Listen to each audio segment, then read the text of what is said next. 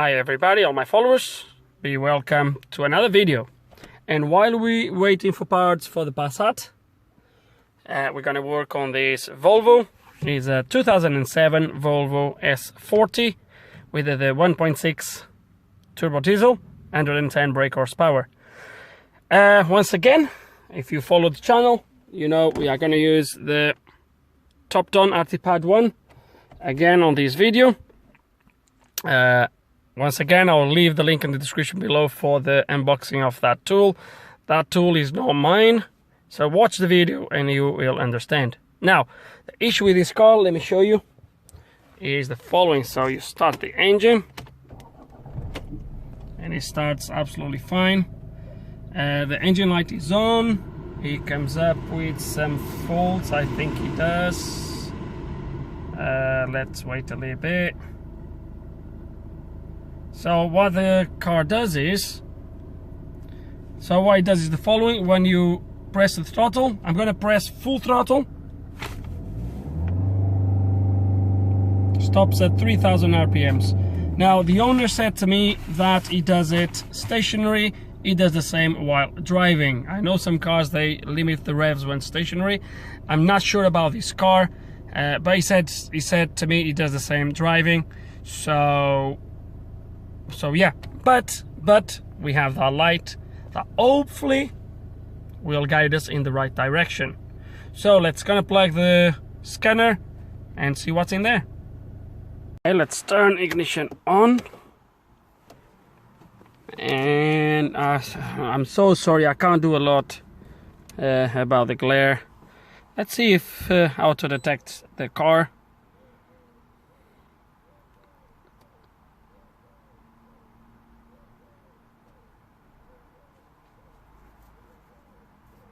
And he actually did. Look at that. Okay, so software, it's all in there. Anyway, scan history, no, let's gonna go diagnostics.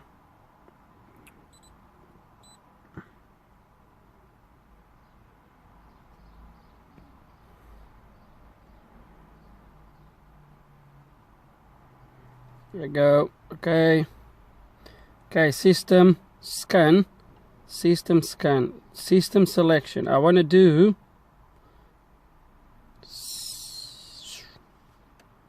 will this be a whole entire car scanning, because I don't want to do that. Yeah, it actually is. Okay, let them do it and we'll actually can see how quick it is.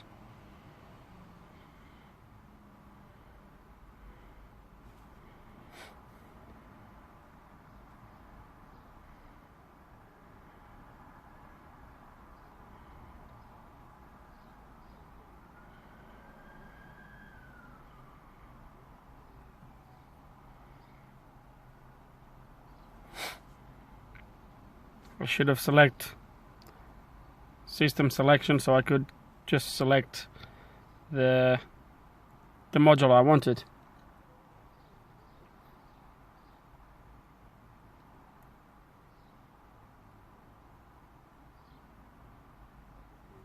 I'm gonna pause and although he's doing it quite quick, but okay, and it's just finished. And as you can see, once it's finished, he actually removes the modules that are now present, which is good. So let's gonna go to my, I think it's gonna be that.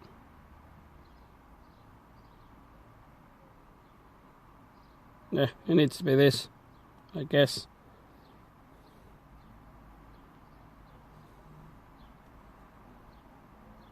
Okay, so this is my, let's just see what's on special functions. Okay, DPF stuff. So let's going to read the codes.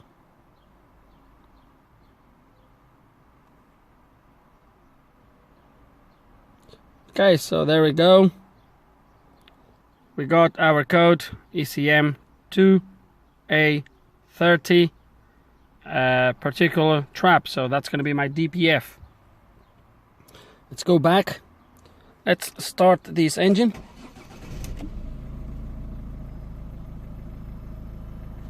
let's go to my data stream, and I want to look at my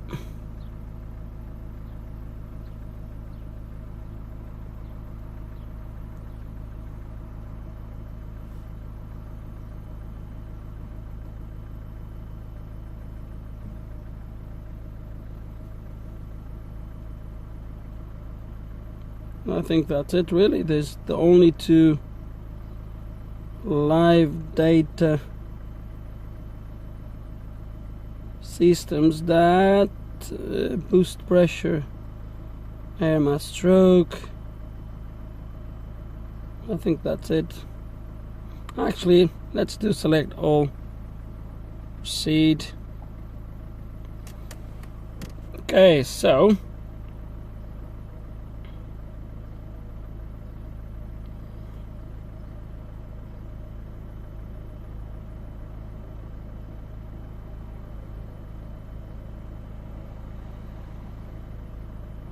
it splits in page. Okay, so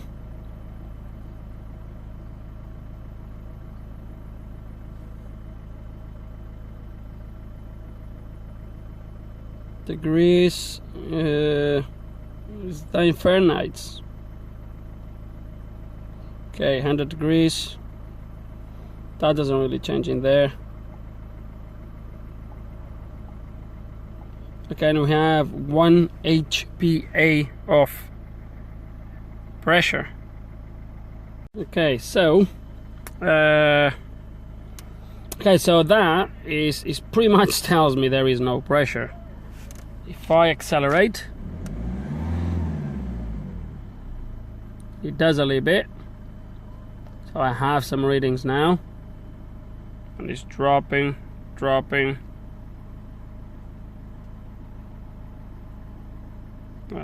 I guess it's gonna go down to 1 again. There we go, down to 1 again.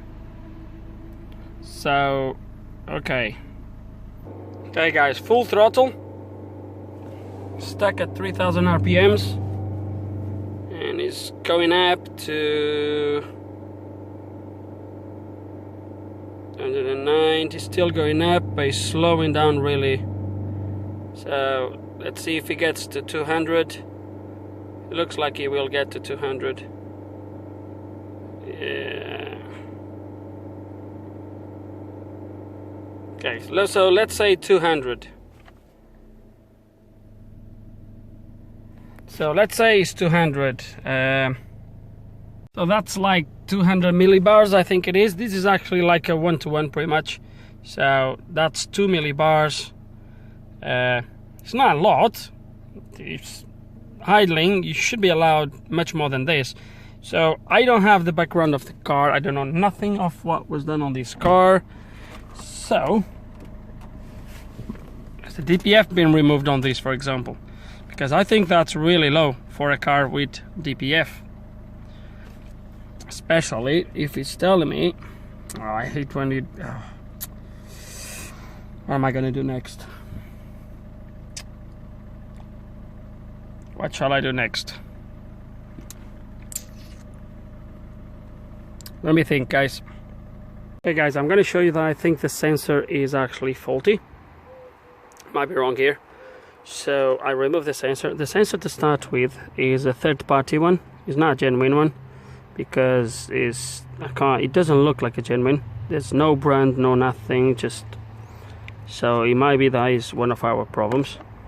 The sensor needs to be right like that. So I have my vacuum pump and pump attached here, and what I'm going to do is I'm going to put 500 alpha bar, 500 millibars, okay? But I'm going to go a little bit before that because I don't know how high that sensor can actually read. So I'm going to put 100 first, and then I want to see what the sensor tells me the pressure is. So right now, stack at 0.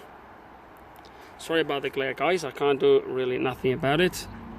Let me put a little bit closer so you can actually, okay, so it's stuck at 0 as you can see. So is that one in there? So I'm going to start, I'm going to put 100 millibars.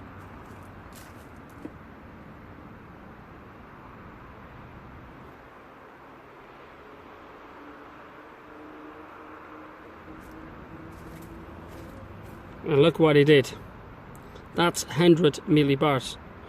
It just went there to 20, and that's it. So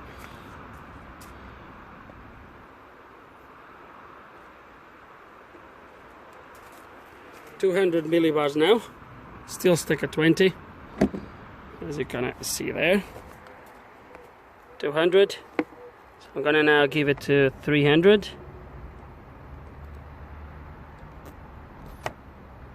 There we go, 300. And I still have 20. So definitely there's something wrong with this sensor. I think am I gonna have to replace the sensor.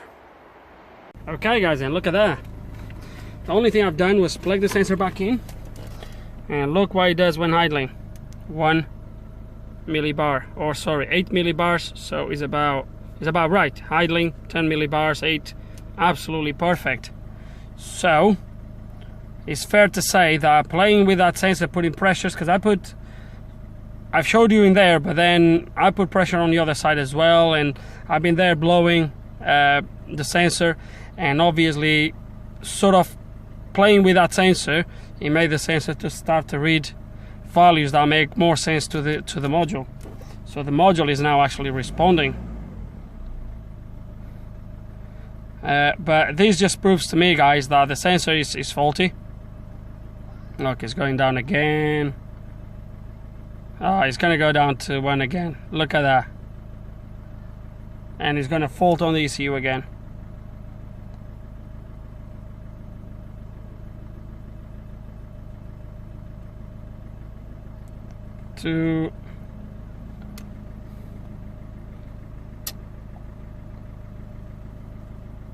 Well, let me just do that, see what it says. No help information yet. Okay. Thought it might tell me what values I should expect, but it doesn't. So if I read the fault codes now, okay, so I have a different now. Particle trap, particle filter. Oh, so that was actually for the... Okay, so I have 2 different codes here now, but that one disappeared, possibly because... Oh no, sorry guys, sorry. I wasn't plugging the sensor with the ignition on and stuff. Forget about that. Forget about that. Let's clear these faults.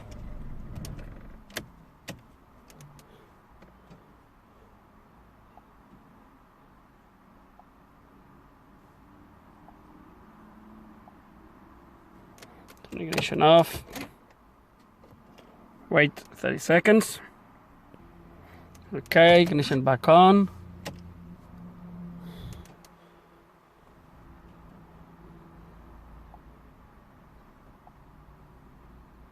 Look at that, no DTCs.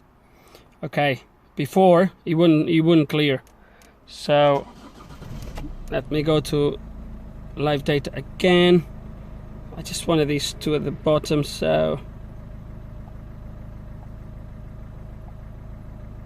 there we go. Look at that base. It starts okay, and now it starts to drop.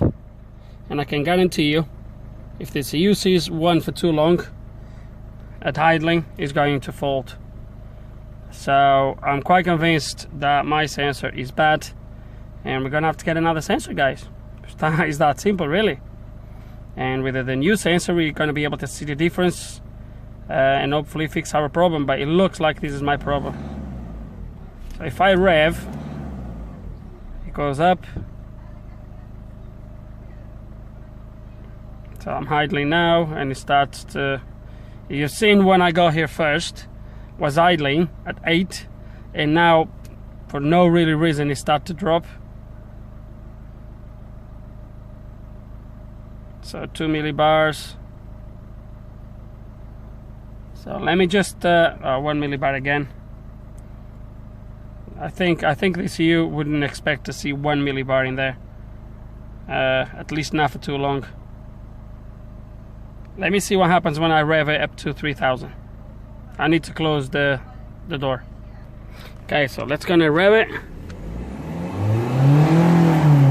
Look at that.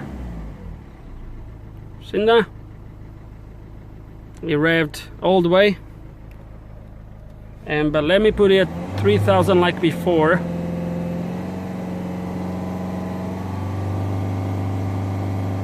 and look at my pressure already, and look how quick it's going. See that? Okay, we have a bad sensor. There's no point to be here. There's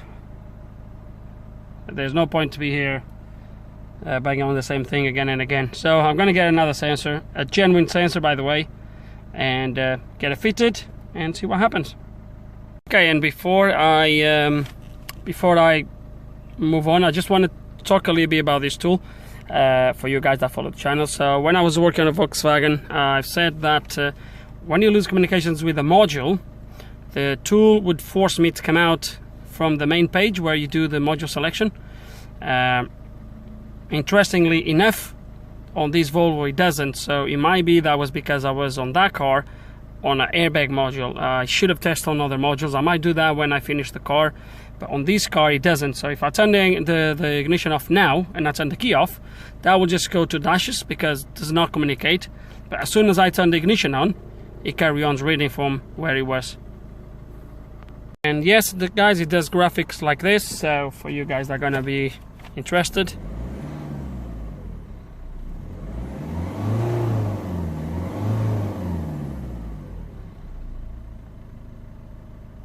Okay.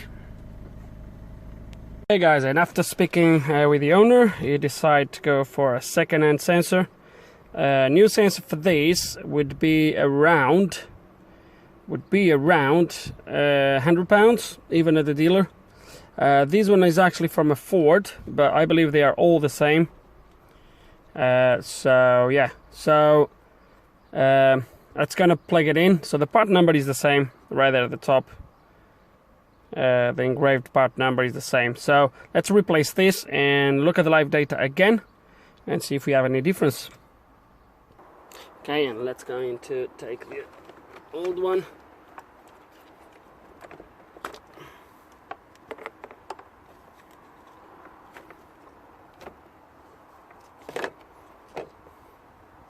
For the Ford one, I'm not going to put this clips yet.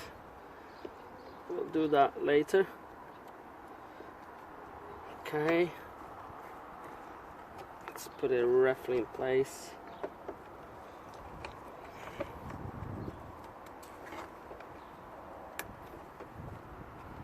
It's in that position.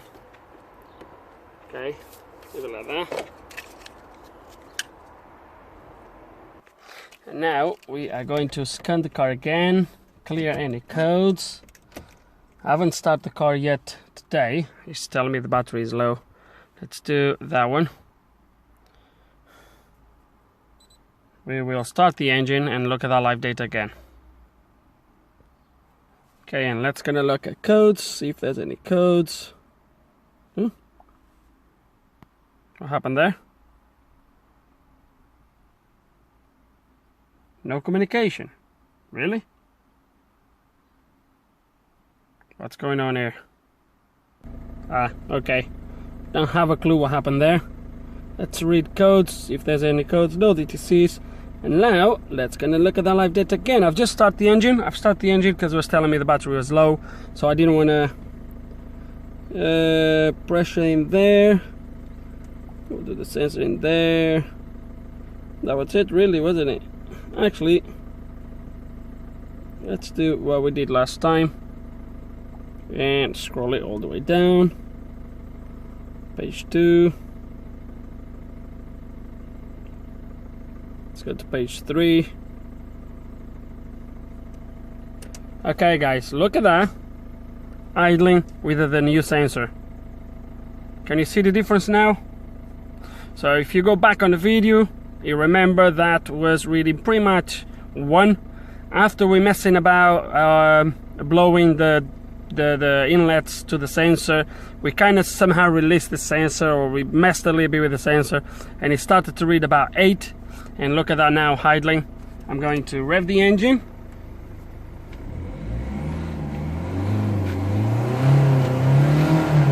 So it revs okay above 3000.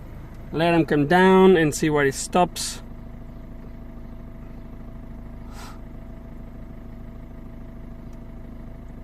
So I'm way happier